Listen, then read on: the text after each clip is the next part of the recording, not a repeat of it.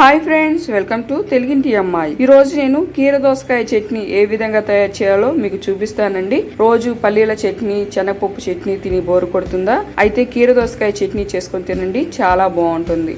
ఈ చట్నీ దోశల్లోకి, ఇడ్లీలోకి చాలా బాగుంటుంది. ఈ చట్నీ చేయడానికి కావాల్సిన పదార్థాలు: కీర దోసకాయ, 4 ఎండుమిర్చి, అర స్పూన్ జీలకర్ర, కొద్దిగా అల్లం, 4 వెల్లుల్లి, కొద్దిగా చింతపండు, టమాటా, 2 ఉల్లిపాయలు. ముందుగా చింతపండు నానబెట్టుకొని పక్కన పెట్టుకుందాం. చట్నీ చేసుకోవడానికి 2 స్పూన్ల ఆయిల్ వేసుకుందాం. ఆయిల్ వేడైన తర్వాత ఇందులో అర స్పూన్ జీలకర్ర, 3 ఎండుమిర్చి, కొద్దిగా అల్లం, 4 వెల్లుల్లి రెబ్బలు, కట్ చేసుకున్న ఉల్లిపాయలు వేసుకుందాం.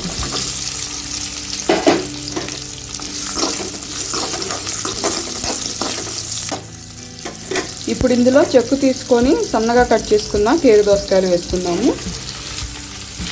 కీర దోసకాయ వేసుకున్న తర్వాత ఒక 5 నిమిషాలు ఈ విధంగా వీటిని ఫ్రై చేసుకుందాం.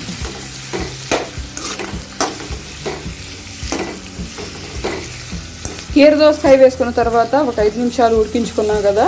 ఇప్పుడు ఇందులో కట్ చేసుకున్న ఒక టమాటాని వేసుకుందాం. టమాటా కూడా మెత్తగా ఉడికేంత వరకు ఉడికించుకోవాలి.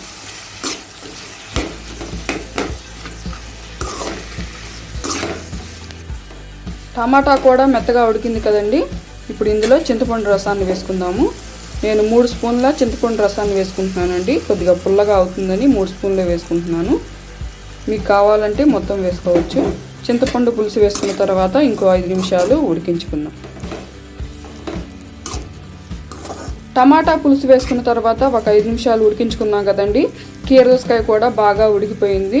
ఇందులో అల్లం, వెల్లుల్లి, ఎండుమిర్చి వేసుకున్నాం కాబట్టి మనకి మంట సరిపోతుంది. మీకు ఈ మంట సరిపోదు అనుకుంటే ఇందులో కొద్దిగా కారం కూడా యాడ్ చేసుకోవచ్చు. ఇప్పుడు అన్నీ ఉడికాయి కాబట్టి స్టవ్ ఆఫ్ చేసుకుందాము. చల్లారిన తర్వాత మిక్సీ గిన్నెలోకి వేసుకుందాం. చల్లారిందండి, ఇప్పుడు మిక్సీ గిన్నెలోకి వేసుకుందాము.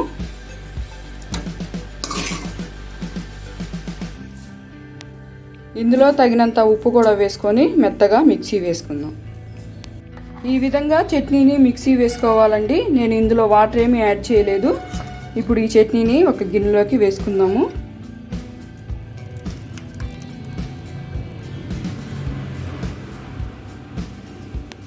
ఈ విధంగా గిన్నెలో వేసుకున్న తర్వాత మనం ఇప్పుడు చట్నీకి తాలింపు వేసుకుందాం. తాలింపు వేయడానికి 2 స్పూన్ల ఆయిల్ వేసుకుందాం. ఆయిల్ వేడైన తర్వాత ఇందులో కొద్దిగా జీలకర్ర, 1/2 టీ స్పూన్ ఆవాలు, కొద్దిగా కరివేపాకు, వీటన్నిటిని వేగనిద్దాము. తాలింపు వేగిందండి. ఇప్పుడు మనం తాలింపుని చట్నీలో వేసుకుందాం.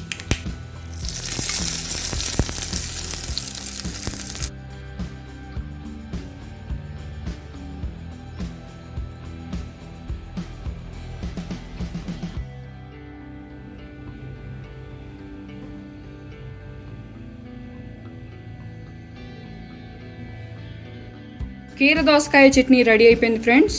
ఈ చట్నీ దోశల్లోకి, ఇడ్లీలోకి చాలా బాగుంటుంది. ఈ విధంగా రోజు చేసుకొని తిన్నట్లయితే మన ఒంట్లో కొలెస్ట్రాల్ కూడా ఉండదు. ఈ పచ్చడి చాలా బాగుంటుందండి. ఈ పచ్చడి కనుక మీకు నచ్చినట్లయితే ప్లీజ్ అండి లైక్ చేయండి, షేర్ చేయండి, సబ్స్క్రైబ్ అవ్వండి.